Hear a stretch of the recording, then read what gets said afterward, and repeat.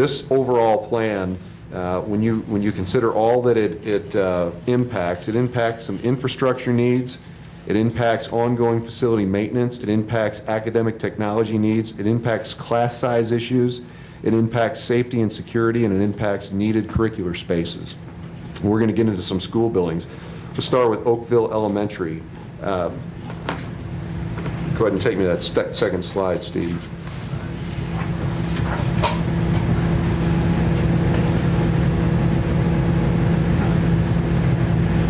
Yeah, can you go ahead and open that up just to get it?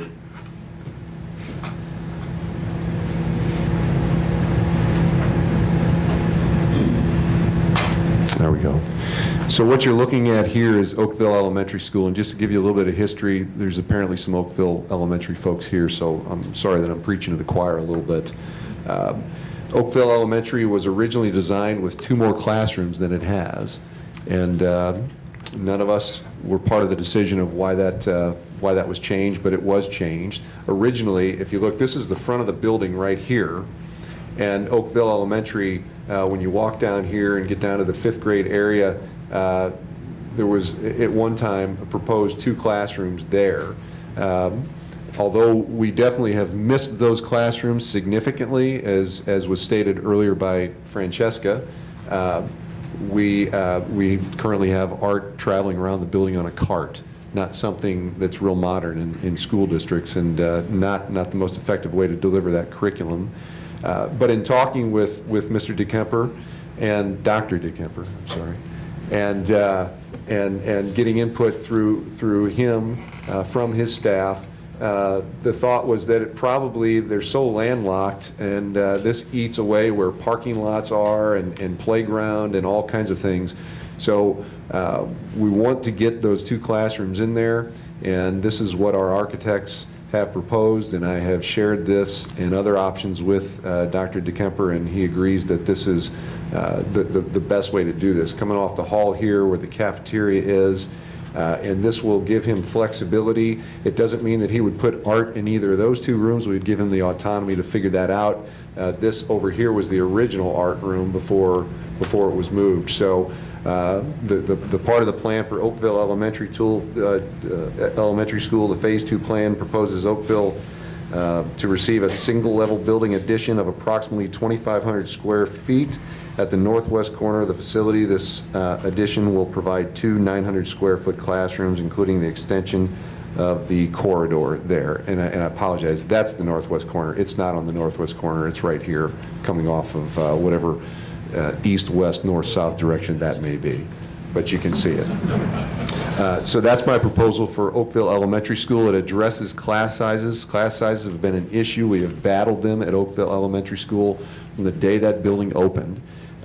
We've done some what I call low impact redistricting to help a little bit. And what I mean by low impact, we've made decisions where we grandfather existing students and their siblings, and we even consider school choice if people really want to stay, but we move the boundaries for a certain segment over to another school. In this case, it went to Beasley, and that's worked out very, very, very well for us. So that, along with this, will extremely help the class sizes at one of our tightest buildings in the district, and it's much needed. So that's Oakville Elementary School.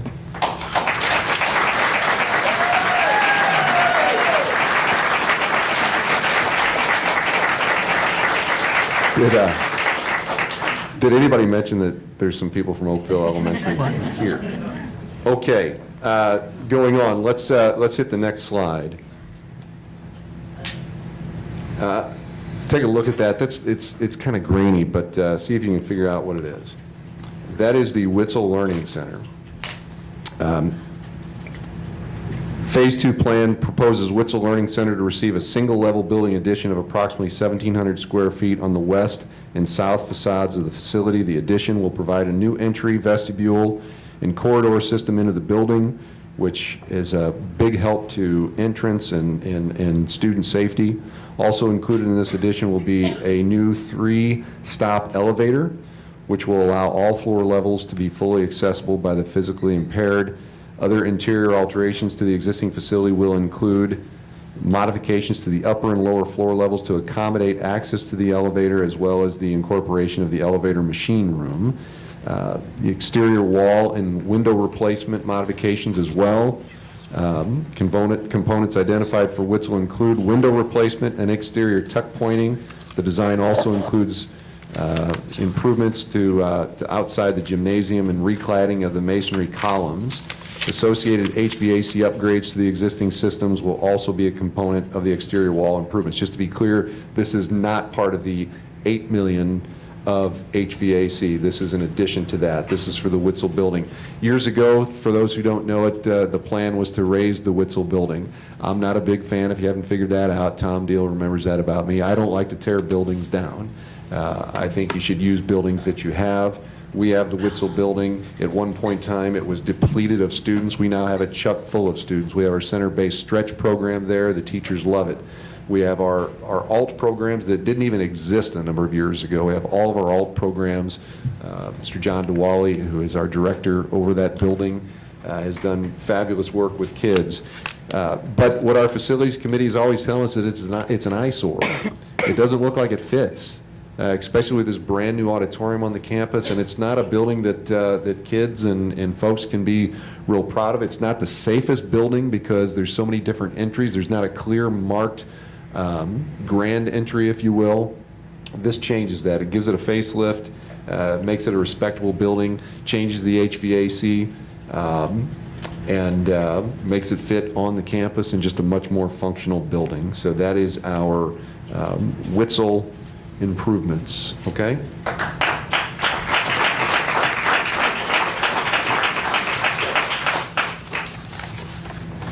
Next, let's talk about Bierbaum Elementary School. Again, not only our biggest elementary school, a couple of things I want to note about Bierbaum, and I know I saw a few Bierbaum folks as well, so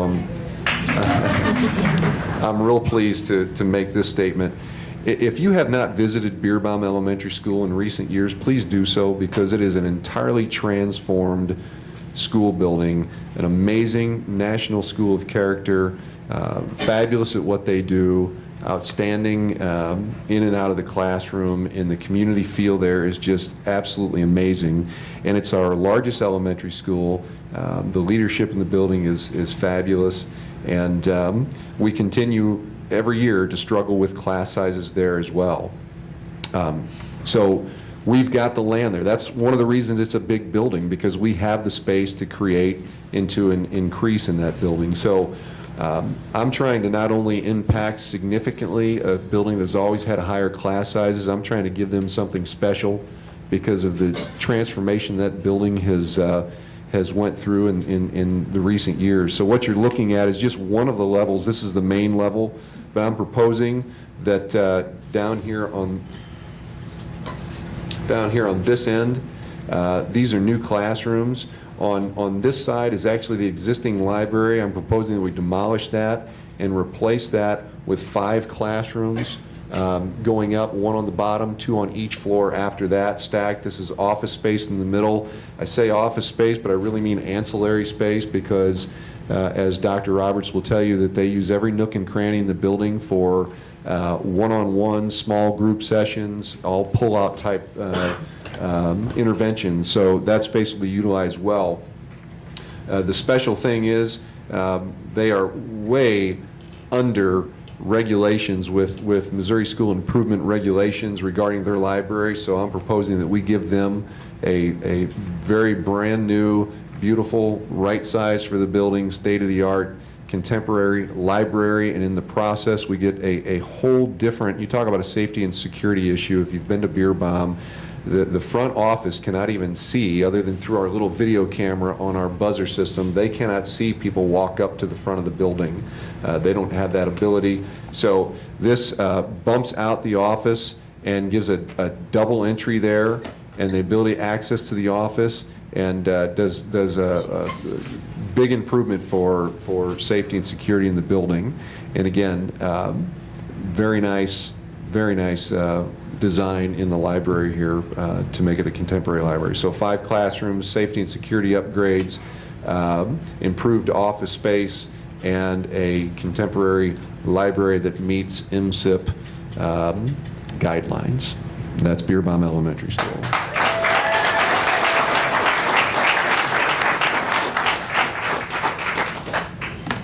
Okay, moving on to the next picture. All right.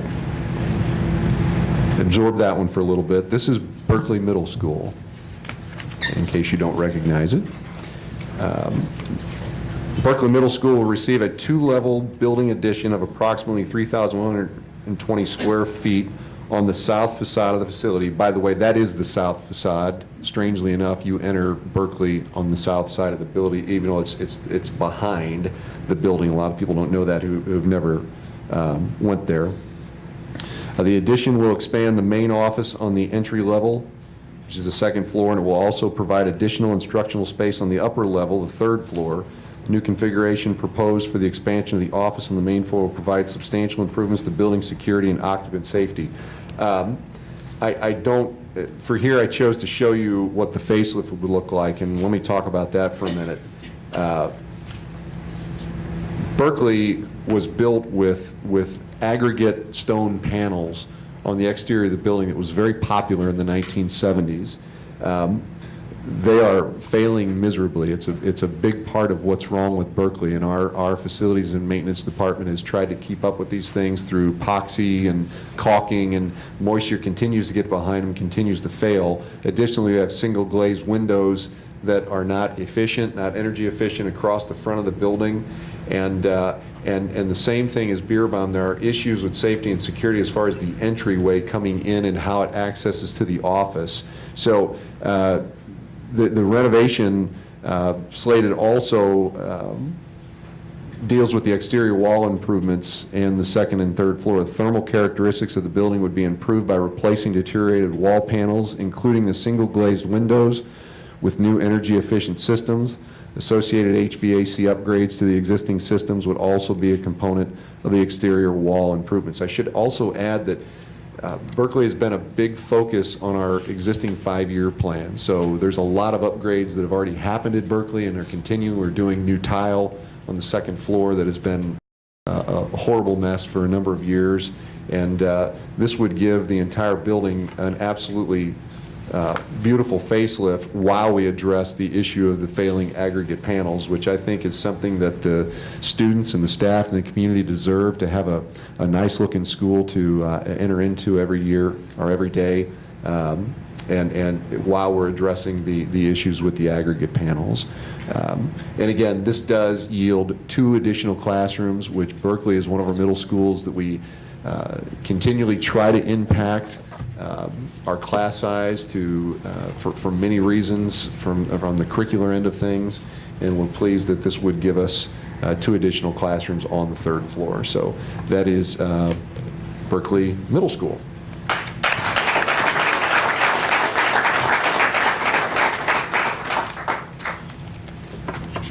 So let's move to Oakville High School.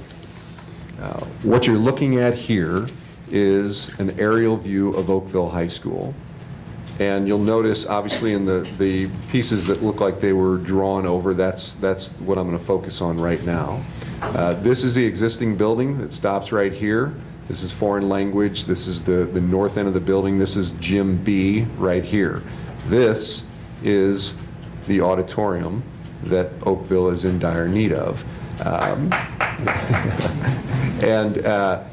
Just so you know, let me read what we're doing, then I'll show some more of the pictures. Oakville High School will receive an auditorium addition of approximately 26,500 gross square feet that will be located at the northeast corner of the existing building. The proposed auditorium would be very similar in size and scope to the recently completed auditorium at Mehlville High School. In addition to the 525-seat, it says 500, but it's 525-seat auditorium, the new facility will also include a small black box theater design with a seating capacity of 75 occupants. I'll explain that more in a minute. Construction of the new addition will require minimal alterations to the existing school. It is anticipated that an existing 2-level egress stairwell will need to be demolished and reconstructed. Other alterations to the existing school will include upgrades to the main entry facade and lobby in order to improve building security and occupant safety. Due to the construction of the auditorium addition, approximately 45 parking spaces will be displaced in order to recover the lost parking spaces. The residential site located on Old Baumgartner that we own will be developed. It is anticipated that approximately 75 parking spaces can be established on this parcel for a net add of 30 spaces. Substantial improvements and/or replacement of the main parking lot will include modifications to the vehicular and pedestrian pathways, parking spaces, landscaped islands, and the relocation of the guard station. Access to Milburn Avenue, both ingress and egress, will most likely be modified based on the new parking and drive lane configuration. Because of the magnitude of the new construction site work, it's anticipated that pre-treatment and detention of the stormwater will be required per MSD standards. So go on to the next picture, Stephen, please. So here's the aerial view. Now, what you'll notice, and all of our head fine arts, performing arts teachers were involved in the design of the Nodelman Auditorium, because what they were told at the time that you're, in essence, you're not only designing your current auditorium, you're designing the future Oakville Auditorium, and that's what they did. This is the exact same house, for the most part, as it would, if you were standing in this right now, if it were constructed, you would, other than maybe color scheme, you would think you were in the Nodelman Auditorium. The difference with the ancillary spaces in Nodelman, these ancillary spaces are on this side. And so we had to flip that to make it better work with this very nice lobby situation here. And then what I talked about earlier, this is the set shop, the scene set shop. And it's over here in line with these spaces on the Nodelman Auditorium. The problem is you have to have a loading dock to that space, and you have to be able to have access to it, so it didn't work there. So we had to place it over here, and that left a little void. So what we did is we made an additional black box in this plan, which is a common thing to have. We currently have what we call a black box. It's, anybody that knows, it's anything but an ample black box, but it's over here where drama is located now. This would allow drama to permanently move out of the space over there that is buried down with the dressing, the locker rooms, I'm sorry. So that would move over here and utilize that space very well. And it would also serve a purpose. It's a small venue of 75. It would serve a purpose of one acts and smaller performances and smaller meetings and smaller groups, even potential board meetings if we wanted to be in there with that size. But it fits in very nice into the school. This is the upgrade here that creates altered office, again, for safety and security, and a double door entry, better in place. And it also, there's some proposals here we'll see in a minute that upgrade the facade to make it more contemporary and to fit in with the aesthetically with the auditorium. So, Stephen, let's go ahead and move to the next picture. That is, if you were standing on the northeast corner of Milburn at Oakville High School, there's the auditorium and that nice big lobby area that stretches that way. And then this isn't absolutely for sure how we would propose this, but for now, that's kind of an altered view of what the front facade could look like to tie in to the rest of the very modern looking building, and very similar to our other newer buildings. You can see again the design is very similar to our Nodelman Auditorium, so it would be carried over to this place as well. Stephen, back up if you could to the one more. Thank you. Just wanted to point out that I left the Oakville principalship in 2005, and in 2005 we were trying to get a brand new parking lot because the parking lot at Oakville is in such bad shape. It still hasn't been done. So part of this plan is a whole new parking lot for Oakville High School. And then right here is the parcel that, Larry, I keep sticking this on your head, I apologize. It's okay. I'm used to it. Right here is the parcel that we own that we do have a drawing, and I did not include that tonight, but it just very comfortably just pulls the parking lot right into the middle there, and does looks very natural and it fits well, and it's not real far away, and it adds 75 spaces approximately. The center island's changed, the flow's changed. If you looked up closely here, these are actually like drawn buses parked along here, like as though it was dismissal. But the flow of the traffic still works real well. We can still get around to the upgrades that were done years ago, where we could actually get delivery trucks behind the building and exit over here. So very functional, very attractive, very appropriate curricular space. I cannot stress enough, this is needed curricular space. This is not an amenity. Well, I guess you could call it that, but it's not fluff. It's something, the 20th largest school district in the state of Missouri. It's just, it's unheard of that we don't have the appropriate curricular spaces for kids to learn the technology that goes along with drama and theater productions. Kids who go on to study music that don't learn the idea of performing in a performance venue with the appropriate acoustics and not sitting in a gymnasium. So something that's needed, something that's feasible, and very appropriate. So that is the extent of what I'm proposing. I do want to mention that while I'm not talking tonight in great detail about the financial plan, because Marshall and I are still working on the fine details. We know how to do it, but we're looking at the best options to do that, and that's what we're still analyzing as we move forward.